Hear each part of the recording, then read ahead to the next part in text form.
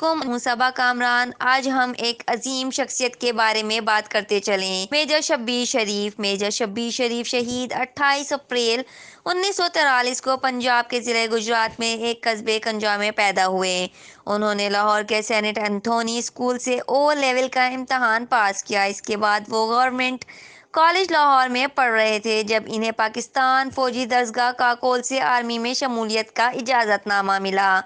آپ کے چھوٹے بھائی جنرل راحیل شریف سربراہ پاک فوج کے عہدے پر فائز رہے۔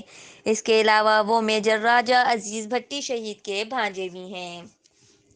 مرتبہ شہادت: میجر شبیر شریف پاک بھارت 1965 کی جنگ میں بحیثیت سیکنڈ لیفٹیننٹ شریک ہوئے اور جنگ میں بہادری سے دشمن کا مقابلہ کرنے پر انہیں ستارہ جرات سے نوازا گیا۔ میجر شبیر شریف شہید 3 دسمبر 1971 کو سلیمان کی سیکٹر میں فرنٹیئر ریجمنٹ کی ایک کمپنی کی کمانڈ کر رہے تھے اور انہیں ایک اونچے بند پر قبضہ کرنے کا ٹارگٹ دیا گیا تھا۔ میجر شبیر شریف کو اس پوزیشن تک پہنچنے کے لیے پہلے دشمن کی بارودی سرنگوں کے علاقوں سے گزرنا اور پھر 100 فٹ چوڑی اور 18 فٹ گہری ایک دفاعی نہر کو تیر کر عبور کرنا تھا۔